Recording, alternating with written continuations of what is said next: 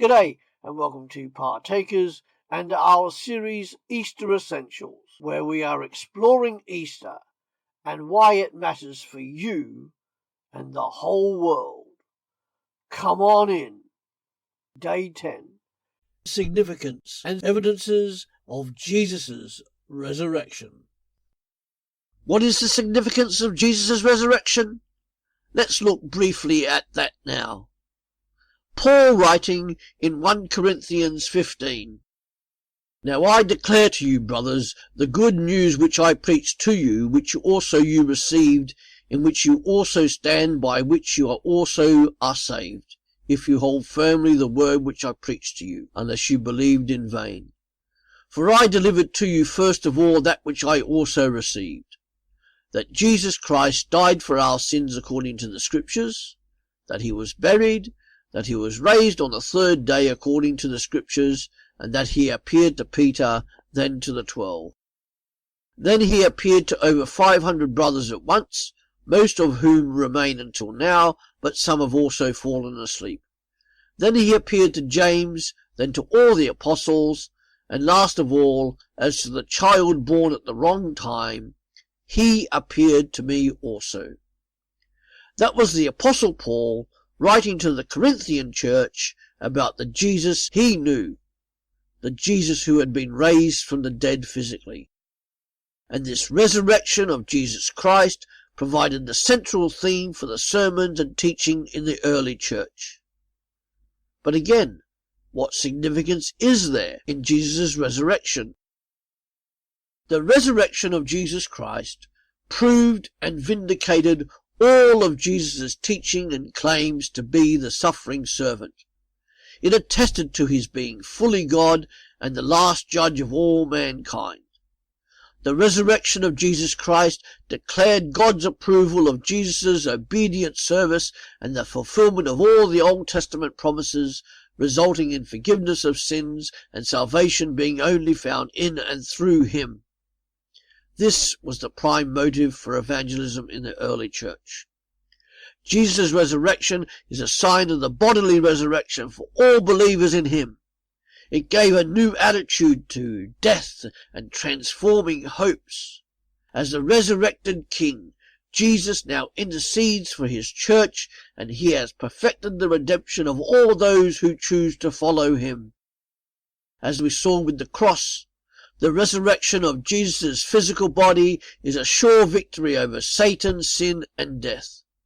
All three are conquered and squashed. Satan is a defeated creature, and he will do anything to drag people into defeat with him. The power of sin is conquered, and sin's grip is overcome if you are a believer in Jesus Christ. Finally, death has been beaten, because those who believe and trust in Jesus Christ will live forever with him, with new bodies. Death is not the end, but a beginning. If Jesus Christ did not physically rise from the dead, we as Christians are the product of the greatest delusional lie of all time, and we are the most foolish of all. But Jesus did rise from the dead. And that is good news. It's good news that Jesus is alive. Okay, Jesus is resurrected. What evidence do we have for Jesus' resurrection? As you read the gospel accounts and the letters of the New Testament, particularly the book of Acts, you will notice the changed attitude of the disciples after seeing the risen Jesus. These people were defeated, cowardly people. All of a sudden, they're victorious and brave. What was the catalyst? Seeing the risen Jesus. And nobody who could have produced the dead body of Jesus did so. Their silence is as significant as the preaching of the apostles.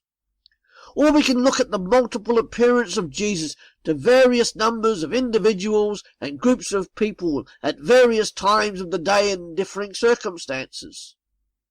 One person may have an hallucination, but not more than one person having the same hallucination. Wow!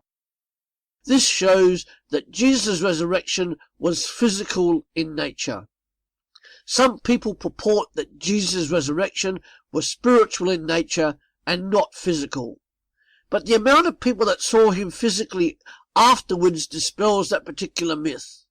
Jesus' body was touched by Thomas. Jesus touched people physically.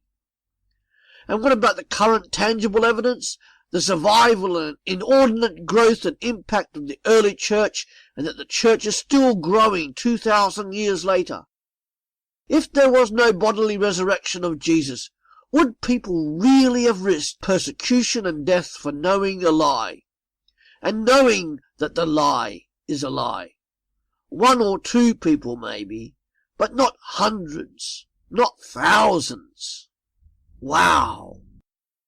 Jesus rose from the dead physically into a new body.